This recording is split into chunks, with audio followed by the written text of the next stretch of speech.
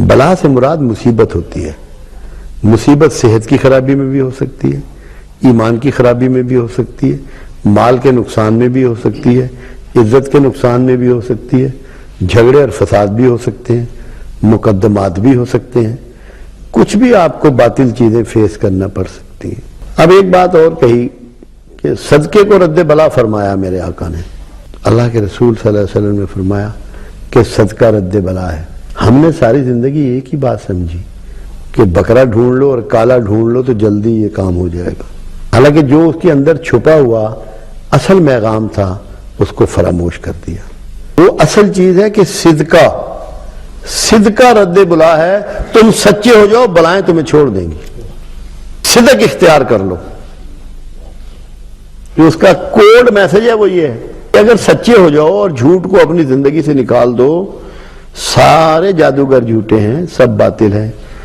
کوئی آپ کا ایک بال بھی بیکا نہیں کر سکتا اگر اپنی زندگی میں آپ سچائی کو اختیار کر لیں.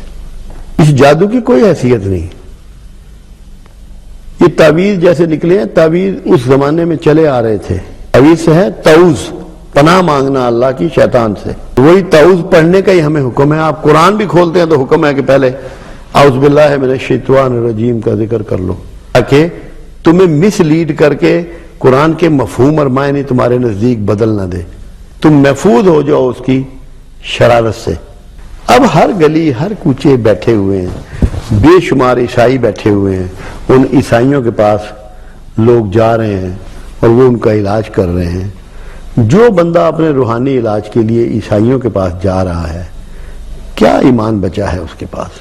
کتنا بچا ہے اس کے پاس؟ اور کیا لوگ اس طرح کیور ہو جاتے ہیں؟ ہرگز نہیں ہوتے. کیونکہ میرے پاس ایک بے شمار مخلوق اس کام کے لیے آتی ہے. میں انہیں یہ کہتا ہوں کہ تم اللہ سے معافی مانگو. کیوں؟ جب تم تعوذ پڑھ رہے ہو تم اللہ سے کہہ رہے ہو کہ مجھے اپنی پناہ میں رکھ لے اور شیطان رجیم سے بچا لے، اور باطل قوتیں تم پہ غالب آ رہی ہیں. اس کا مطلب یہ ہے کہ اللہ نے تمہاری ریکویسٹ کو ابھی تک مانا نہیں، تمہیں اپنی پناہ اس نے دی نہیں. اگر وہ تمہیں اپنی پناہ میں دے دے گا تو کیسے کوئی مجرم جو ہے وہ تم پہ غلبہ پا سکتا ہے؟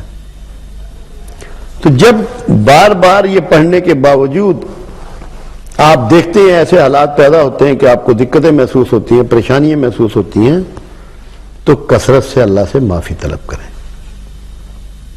جب آپ کثرت سے اللہ سے معافی طلب کریں گے تو انشاءاللہ اللہ معافی قبول کرنے والا ہے، تواب الرحیم ہے. کوئی وجہ نہیں کہ آپ کو معاف نہ کرے، اور جب معاف کر دے گا تو پھر کوئی جادوگر آپ پہ غلبہ نہیں پا سکے گا. اور جب اللہ نے یہ کہا کہ کوئی خیر نہیں جو تمہیں پہنچے اور ہماری طرف سے نہ ہو، اور کوئی شر نہیں جو تمہیں پہنچے اور ہماری طرف سے نہ ہو، اس کا مطلب کیا تھا؟ شر کی قوتیں کا نام شیطان ہے. جب اللہ ہی تمہیں چھوڑ دے گا تو شیطان تو دبوچ ہی لے گا. شیطان تو دبوچ ہی لے گا. تو اپنے آپ کو سرنڈر کر دو اللہ کے حضور اور اس کی پناہ میں انٹر ہو جاؤ. اگر اس کی پناہ میں چلے گئے کوئی دنیا کا جادوگر آپ کا بال بیکا نہیں کر سکتا. آپ کا یہ یقین ہونا چاہیے کہ میرے سارے نقصان اور سارے فائدے میرے اللہ کے دائرہ اختیار میں ہیں، اس کے علاوہ کسی کا کوئی اختیار نہیں. ایک چیز اس میں رہ جاتی ہے بہت سے کاموں کے لیے، اور وہ ہے دعا. آپ اپنے لیے دعا کر سکتے ہیں، اور سارا توڑ سارا علاج دعاؤں میں ہے. اللہ نے خود اپنے رسولوں کے ذریعے، رسول اللہ صلی اللہ علیہ وسلم کے ذریعے آپ سب کو دعائیں تعلیم فرمائی. اگر آپ ان دعاؤں سے جڑے رہیں، کوئی وجہ نہیں ہے کہ کوئی شیطانی قوت، کوئی نیگیٹو قوت آپ کا کوئی نقصان کر سکے. ہم دعاؤں کے پیٹرن کو ہم نے چھوڑ دیا.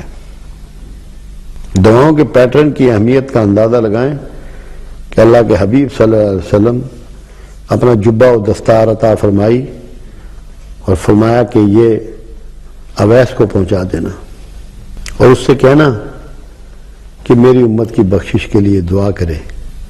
ہاں البتہ، یہ پوری جو بخاری مسلم کی حدیث، ہاں البتہ اس کی دعا سے میری امت کے اتنے لوگ بخشے جائیں گے جتنے بنی مدر کی بھیڑوں کے بال.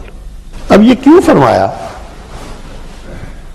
اور گیا کون دعا کرانے کے لیے؟ عمر فاروق رضی اللہ تعالیٰ عنہ اور حضرت علی کرم اللہ وجہ رضی اللہ تعالیٰ عنہ.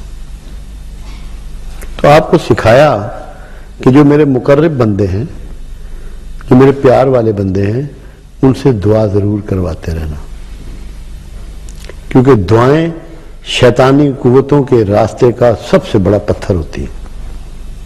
اسی لیے ساری عبادات جتنی آپ کو دی گئی،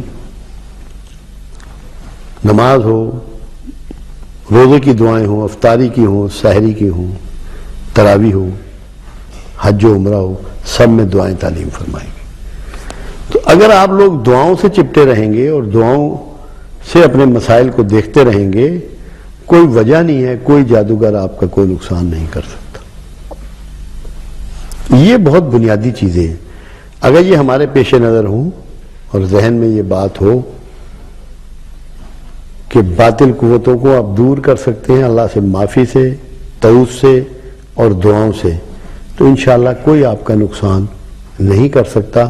اللہ کرے کہ ہمارے معاشرے میں جو اس وقت ایک بھرمار ہے جادوگروں کی، اور ایسا لگتا ہے کہ یہ خدا بن بیٹھے ہیں، یہ سب کا نقصان کر سکتے ہیں، سب کا فائدہ کر سکتے ہیں، اللہ کرے کہ لوگوں کی سمجھ میں یہ بات ہو کہ ان کی کوئی لمیٹیشن نہیں ہے، سوائے جھوٹا خوف پیدا کرنے کے اور کچھ نہیں کر سکتے.